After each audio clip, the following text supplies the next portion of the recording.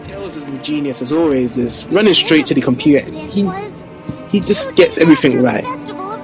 He goes and turns on the computer and looks through all the information and gives it all to Sonic. So Sonic is pretty much like, okay, I'm gonna show you guys what to do next and you're gonna follow me. Now, Tails should have been like the guy that should have said, follow me, Sonic, and I don't know, it's pretty reversed order, I think, at that point. But yeah, at the end of that cutscene, we are now to another cutscene. So Sonic, Knuckles, and Tails meets back with Shadow and Blaze, and we were just holding a Chaos Emerald. And I think that Sonic and Shadow has an idea to actually bring back the idea, have an idea, to have a Chaos Emerald in one hand and another Chaos Emerald in the other hand, and them two are gonna warp through time. You guys discovered anything? Back into the present, where they belong. That's what I've assumed this cutscene to be. And it sounds straightforward, doesn't it? But you'd probably be thinking, how the hell does the Chaos Emerald can easily warp you back into time? Because once you mess with time, you don't know what's going to happen. And these hedgehogs are pretty smart if they know what's going to happen. If they can warp back in time into the actual present. That's what I think, because I've been reading a lot of like time stuff, and dimensions and stuff is very tricky to go through, and it was a hard, very hard thing for Sega to do, make a storyline based on dimensions and time, warping through space and stuff like that. I think so. The only thing that Sega's ever done beforehand, talking about space and time, is Sonic CD. Sonic CD was very basic in that storyline, but Sonic 06 has many cutscenes and goes through a lot of time spaces, a lot. And with Sonic CD's story with the time, it was with the signpost, and it was during the gameplay. So much people didn't want to see much logic through that, but somehow people wanted to see a lot of logic through Sonic 06, which is still a Sonic game. You're not supposed to bring any logic to a Sonic game, really. Well, all I would just say is that doesn't matter about logic, and it just matters really most about just having the great formula of mixing everything together in one bit, as any game would be: story, gameplay, replay value, characters, length of the game, and what extras you can have, like multiplayer and extras, as in also completing the game 100%.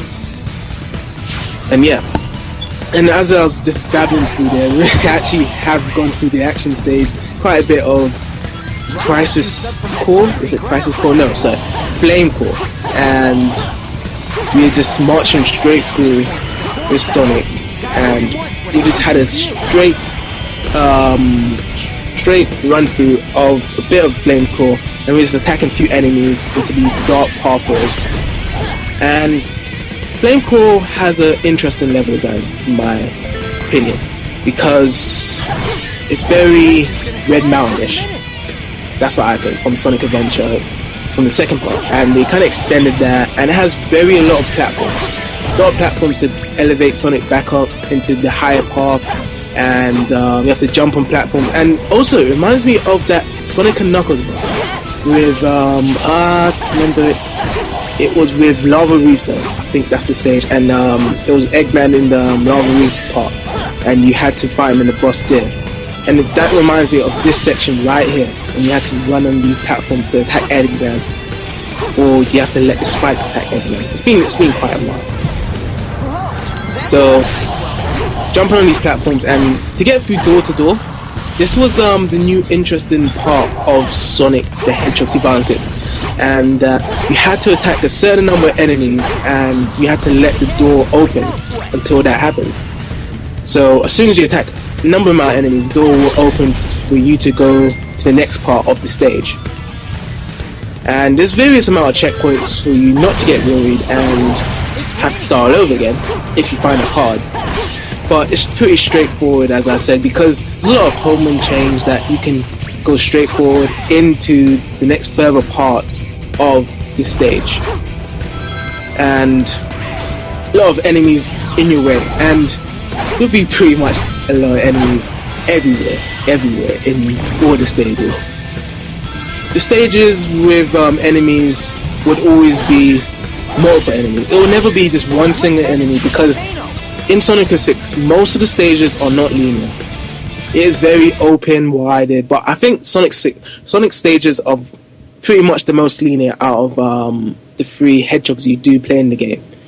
Silver is the most open, and Sonic's supposed to be the fastest, and Silver is supposed to be slow. So what I don't get is that Sonic can run faster than Silver from exploring the open-based environment. So Silver's gonna have a hard time running around trying to explore the open base with his stages. So it's pretty much better if you do the teleport dash to actually speed on with Silver rather than Sonic. And yeah, that's really much the problem, because Shadow's pretty much in the middle, because he has his vehicles to speed up in some parts, and at the same time he has really his parts are kind of like very more enemy based. You're going to see much more enemies just attacking, and he has a very interesting different gameplay style to Sonic. Oh, we just died in the lava there. Yeah, that's what I'm trying to say, because that the environment really plays a lot for this flame core design, because there's tons of molten lava around, and if you're going to mess up, you're going to die. And I don't really see much invisible walls anywhere, and it's just trying to get through one part to the next part. And home and change attack makes it very easier to know where you go. But still, there's much rails, a lot of enemies, and kind of dragged out from the parts of other schools. And quite interesting enough that we have just now got the invincibility. Invincibility works as much as any other Sonic game in the past. And recently I just got told and found out that invincibility doubles the score of anything you touch and anything you grab. So rings, it doubles up your score, doubles up from enemies, and does a lot. And it's pretty cool that the invincibility can do that. And now into the next part, and this is the darkest part of the stage, where you home attack on these purple balls and they light up blue, as well as you're going on floating platforms, and it really slows down Sonic down. So you got tons of platform in here, and it's very open, very vast. So that was pretty cool to see that you keep on going far and it lights up the stage. And also, you just have to click at the switch at the end for the door to open. As I said beforehand, that you have to do certain tasks to open the door to get to the next part of the stage. And right now, we just went through the circle dash, and it's quite interesting because that circle dash started originally in Sonic Heroes. Well, I really want to believe that this is similar to Tails' dash ring panel from the original Sonic Adventure, but I really think it's just for. That was for Tails based, but for Sonic based, it was started off with Sonic Heroes, and you have to go through the circle ring and get some skill points. Like Sonic would just do some random jumping move and just run from one side to the next part, which is pretty like automatic. And you don't have to jump into the circle ring dash. Like that part, our player wanted this to get some more points there, and it's pretty cool to get some points there as well. And right now we have some Knuckles gameplay. Yes! Knuckles.